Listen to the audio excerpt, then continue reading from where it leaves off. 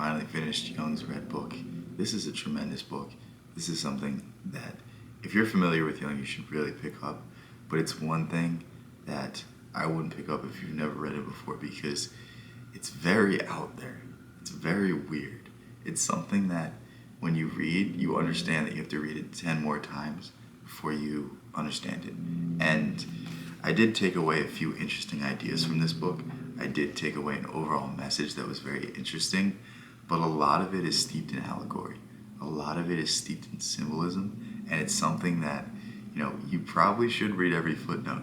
You probably should read the introduction to this book. Like, it's very rare where I read an introduction to a book, but the entire first 100 pages of this book are introduction, and it's that way for a reason, because this book is so out there.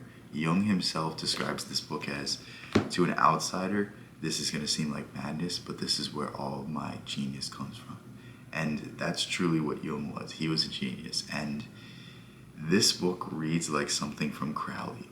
This book reads like something from Manly P. Hall or some other esoteric figure. It doesn't read like something from the greatest psychologist who ever lived. And that's what makes this book so interesting, because the basic premise of this book is that Jung had to go to the depths of hell to reconcile a part of his soul and bring that soul to the light.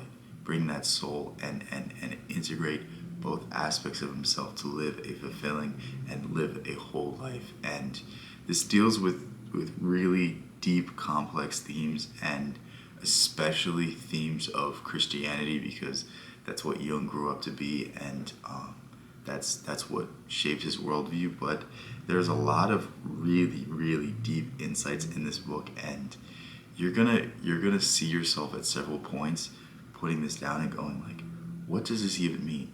What does this even like does this even make sense?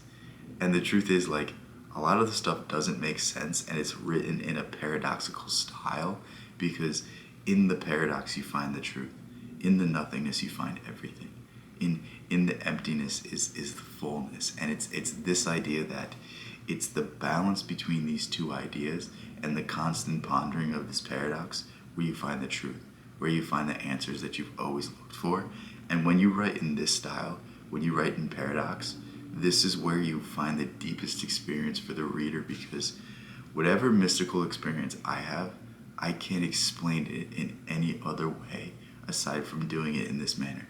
That's why poetry is so meaningful, so deep, because only through poetry, only through stimulating someone else's emotions, stimulating someone else's deeper sensibilities, can we get the same kind of experience that we are feeling right now. Because what moves me is not going to move you, but we can induce it through this type of language. And this is what Jung does masterfully in this book. And I really do suggest you read this book if you've read a lot of Jung, but I would rather you read something like Man and His Symbols first, or something like Memories, Dreams, Reflections, or The Undiscovered Self. I think this is a book that you should pick up when you have a deep appreciation for Jung, because you're going to read this and be like, what the hell did I just read? Like, honestly, you're going to read it and say that, but if you have more experience with him, you'll see him blending a bunch of different themes into his writing, a bunch of different mystical aspects, and almost allowing room for the fantastical. And that's what this entire book is. This entire book is visions of Jung talking to his soul, talking to his unconscious, talking to these entities that appear to him, and basically trying to reconcile parts of himself that he's never dealt with. And I mean, the one prerequisite I would say to reading this book is reading Jung's book Psychology and Alchemy, because if you haven't read that book, then it's going to be very difficult to understand the symbolism, and it's going to be very difficult to grasp any meaning from this book. But again, this is a book that's so deep, that's so complex, that you are not going to get on your first read through. You're not going to understand every aspect of it. It's a book that you have to continue to revisit, because it's poetic. It's poetry. It's allegorical, and it's all about the continued fixation on these images, the continued fixation on these symbolisms that allow you to grasp what they're actually saying. And the thing about this book is, I promise you, when I read it again in a few months, when I read it again in a few years, like, it's gonna hit me in a different way, because it's so deep that it's going to tell you different things about yourself at different moments of your life. And yeah, this is one of the best books I've ever read.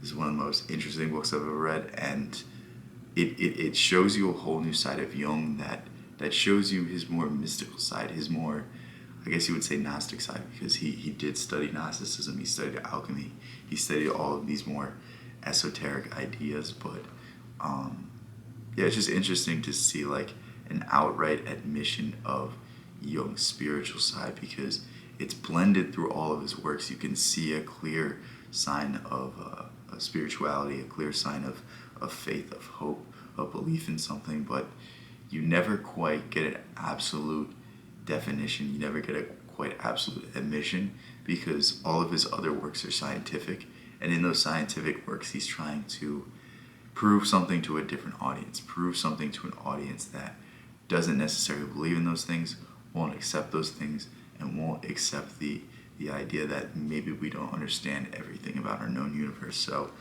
yeah, tremendous book.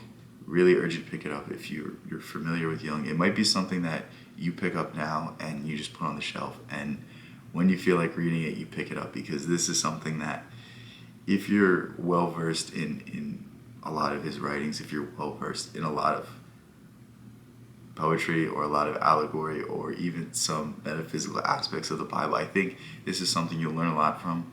But if you haven't brushed those subjects, it's going to be something that it's going to be very difficult to read. And again, I can't suggest this book enough, but it's one that comes with homework. It's one that, to really get all you can from it, you're going to have to do some background research. You're going to have to really prepare yourself, but the preparation is worth the reward. The preparation is worth the outcomes and the insights that you will learn from this book. I love you guys so much. Thank you guys so much. I'll link this book in the description. It's very expensive too. Don't get mad at me. It was released in 2006, like 50 years after Jung died.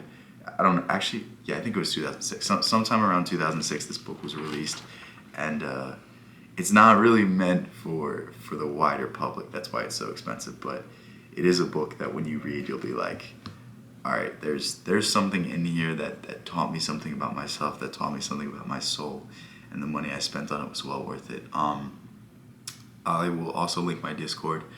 That's where you can find when I'm streaming. That's when you can get in contact with me, see the books I'm reading, see the quotes that I'm really inspired by, more stuff like that. And if you want my writings, if you want my stuff, go ahead, join my school community. Love you guys so much. Peace out. I'll catch you next one.